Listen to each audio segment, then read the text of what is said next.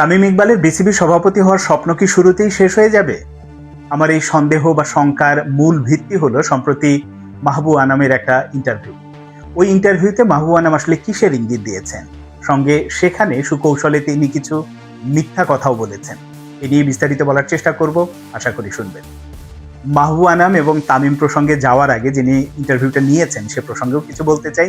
যিনি ইন্টারভিউ নিয়েছেন অভিজ্ঞ সাংবাদিক সাইদুজ্জামান, তিনি ইন্টারভিউ নিতেই পারেন, কিন্তু এই মুহূর্তে তিনি আবার একটা অন্য রকম দায়িত্বে আছেন। সেটা হচ্ছে বিসিবির সর্বশেষ যে নির্বাচন হয়েছে, নির্বাচন নিয়ে যে তদন্ত কমিটি গঠন করেছে জাতীয় ক্রীড়া পরিষদ, 5 সদস্যের ওই তদন্ত কমিটির তিনি একজন মেম্বার হয়ে এই সর্বশেষ ইলেকশনে ইঞ্জিনিয়ারিং হয়েছে, অনিয়ম হয়েছে, এই প্রসঙ্গগুলো তিনি আগ বাড়িয়ে বলতে পারেন কিনা, এটা আমার মনে প্রশ্ন এসেছে। এই কারণেই ক্রীড়া প্রতিমন্ত্রী আমিনুল হক, যিনি এবার ক্রীড়া পরিষদের অভিভাবক, তার উদ্দেশ্যে আসলে দিয়ে রাখলাম।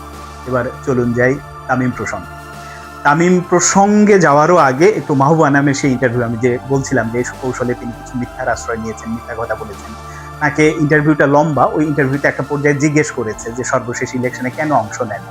তিনি বলেছেন যে নির্বাচনটা স্বচ্ছ হবে না, এটা তিনি বুঝতে পেরেছিলেন, বা এরকম একটা অস্বচ্ছ নির্বাচনের সাথে নিজেকে জড়িয়ে নিজের ইমেজ নষ্ট করতে চাননি। এটা ব্যক্তিগতভাবে তিনি মতামত দিতে পারেন, কিন্তু প্রশ্ন হলো মাহবুব আনাম আসলে কখন নির্বাচন করবেন না বলে সিদ্ধান্ত নিলেন? এটা যখন নির্বাচন প্রক্রিয়া শুরু হলো তারও অনেক আগেই মাহবুব আনাম সিদ্ধান্ত নিয়েছেন যে তিনি নির্বাচন করবেন না, ঘোষণা দিয়ে যে না, এই নির্বাচন তিনি করবেন না, এবং তিনি কাউন্সিলরও হননি, সেটা তিনি স্বীকারও করেছেন ইন্টারভিউতে। তাহলে তিনি আসলে কিভাবে বলেন নির্বাচনটা স্বচ্ছ হবে না? এটা বলতে পারে তামিম ইকবালরা যে হ্যাঁ, নির্বাচনে মানে ফর্ম কিনেছে, নির্বাচনে দাঁড়িয়েছে, কাউন্সিলর হয়েছে, শেষ মুহূর্তে এসে মনে হয়েছে যে না, নির্বাচনটা স্বচ্ছ হচ্ছে না, সেখান থেকে সরে দাঁড়ান। তিনি নির্বাচনের পার্টি হননি, অনেক আগেই আসলে সিদ্ধান্ত নিয়েছেন যে তিনি নির্বাচন করবেন না। তাহলে তিনি এই প্রসঙ্গ বলেন কেন? শুধুমাত্র ওই নির্বাচনটাকে তার এখন যারা জ্ঞাতি গোষ্ঠী বা যারা আছেন সমমনা, তারা বলছেন যে নির্বাচনটা স্বচ্ছ হয়নি, তাতে সুর মিলেই তিনি এটা বলতে চেয়েছেন। এই কারণে আমার কাছে মনে হয়েছে এটা একটা মিথ্যা কথাই তিনি বলেছেন। অনেক কিছুই তিনি এড়িয়ে গেছেন, সুকৌশলে এড়িয়ে গেছেন, যেখানে তিনি বলেছেন যে মানে এই যে গ্রাউন্ডস কমিটির দায়িত্বে ছিলেন তিনি লম্বা সময় ধরে, এইগুলো নিয়ে নানান রকম অনিয়ম আছে, এবং শেখ হাসিনা স্টেডিয়াম যেটা হবে সেটা নিয়েও অনেক রকম মানে স্টেডিয়াম হওয়ার আগেই অনেক কোটি টাকা নাই হয়ে গেছে, সেই বিষয়গুলোর সাথে তিনি জড়িত। ওই প্রসঙ্গে হয়তো যাননি, উত্তর দেননি, মানে প্রশ্নও করেননি, উত্তরও দেননি, এই প্রসঙ্গগুলো এড়িয়ে গেছেন। বিভিন্নভাবে নিজে কি করেছেন, করতে পারেননি, এই বিষয়গুলোই তুলে ধরার চেষ্টা করেছেন। এখন তামিম প্রসঙ্গে আসি, যে আমি কেন বললাম শুরুতে যে তামিম ইকবালের স্বপ্নটা শেষ হয়ে যাবে। কারণ পুরো ইন্টারভিউটা যদি আপনি শোনেন, আপনারা একেবারে মনোযোগ দিয়ে শোনেন, সেখানে তিনি কিন্তু সেই অনেক আগে থেকে তিনি যে বোর্ডের সাথে যুক্ত আছেন, বিভিন্ন নাজমুল হাসান পাপন, ফারুক আহমেদ, বুলবুল আমিনুল ইসলাম বুলবুল, তাদের সাথে কাজ করেছেন, বা তারও আগে থেকে বোর্ডের সাথে যুক্ত ছিলেন, এবং বরাবরই তিনি একটা কথা বোঝাতে চেয়েছেন যে আমি অনেক রকম প্ল্যান দিয়েছি, কিন্তু প্ল্যানগুলো আসলে বাস্তবায়ন হয়নি। ক্রিকেট উন্নয়নে তিনি কি কি করতে চান, এই সব বিস্তারিতভাবে লিখিত আকারে তিনি দিয়েছেন, কিন্তু কখনোই যারা মাথায় বসে থাকে তারা আসলে আগ্রহটা দেখায়নি, তাদের ওই মানসিকতা ছিল না, এটা প্রত্যেককেই দোষারোপ করেছেন, এবং সে কারণেই তিনি ওই কাজগুলো বাস্তবায়ন করতে পারেননি বা করা হয়নি। এখন এই যে করতে পারেননি মানে মাথা লেভেলে, তার মানে আসলে তিনি যেটা ইঙ্গিতটা দিয়েছেন, তিনি যেটা বোঝাতে চেয়েছেন যে আসলে ওই মাথা লেভেলে না বসলে কাজ তিনি করতে পারবেন না। এখন মনে হতে পারে যে তিনি তো এটা বলতেই পারেন, কিন্তু এখানেই হচ্ছে রাজনীতিটা, এখানেই আসল ব্যাপারটা। কারণ মাহবুব আনাম কিন্তু আবার এটা বলেননি যে তিনি আর নির্বাচন করবেন না, আর বোর্ডে আসবেন না, তিনি এবার আবার ইলেকশন করবেন যদি এই বোর্ড ভেঙে দিয়ে নতুন নির্বাচনের ব্যবস্থা করা হয়।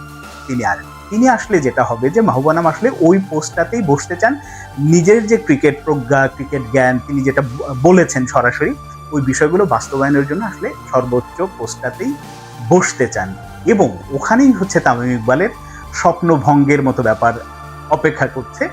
কারণ কি, তামিম ইকবাল হয়তো বোর্ড ইলেকশন করবে, পরিচালক হয়ে আসবে, ক্রিকেট অফিসের চেয়ারম্যান হতে পারে, এইরকম কিছু, কিন্তু তাকে সভাপতি পোস্টে বসাবে মাহবুব আনাম, এইটা অন্তত যারা ক্রিকেটের খোঁজ খবর রাখেন, যারা সংশ্লিষ্ট আছেন, যারা অভিজ্ঞ সংগঠক বা সাংবাদিকরাও যারা আছেন, তারাও খুব ভালোভাবেই জানেন। কারণ মাহবুব আনাম হচ্ছে ওই রকম অনেক গভীর জলের মানুষ বা অনেক গভীর বুদ্ধির মানুষ, যিনি হচ্ছে ওই রাজনীতি দিয়ে এমন একটা প্যাচ খেলবেন যেখানে তামিম ইকবাল হেরে যাবে, বা তাকে আসলে সভাপতি ইলেকশনের ইয়েতেই যাওয়া হবে না, রেসেই রাখবে না, এরকম অবস্থা হবে। আগাম হয়তো আমি খানিকটা শঙ্কা প্রকাশ করলাম, আমার ইন্টারভিউটা শোনার পরে এরকম একটা উপলব্ধি হয়েছে।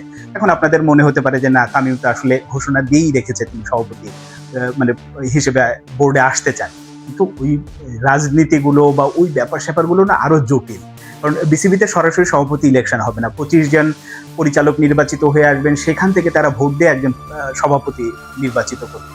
তো ওই জায়গাটাতে আসলে আসল মেকানিজমটা করবেন হচ্ছে মাহবুব আনাম, যেখানে তামিম ইকবাল হেরে যাবেন। এই কারণে আমি শুরুতে বলছি যে তামিম ইকবালের সভাপতি হওয়ার স্বপ্ন কি শুরুতেই শেষ হয়ে যাবে কিনা, সন্দেহটা এখানে। অনেকেই হয়তো ইন্টারভিউটা শুনলে সেটা বুঝতে পারবেন। আবার ছোট্ট করে আমি একটু বলি যে তামিম এখন যাদের সাথে অনেক দৌড়ঝাঁপ করছেন, এরকম 2-3 জনের সাথে আমার কথা হয়, তাদের মুখ থেকেই শোনা, এবং তারাও জানেন আসলে ভেতরের অবস্থাটা শেষ পর্যন্ত কি হবে। তাদের ব্যাপারটা এরকম উপলব্ধি, ছোট মানুষ দৌড়াদৌড়ি করছে, একটু অভিজ্ঞ হোক, শিখতে তো হবে, আগামীতে হয়তো বোর্ড প্রেসিডেন্ট হয়ে আসবে, সেটা কিন্তু এবারের কথা বলেননি তারা স্পষ্টভাবেই।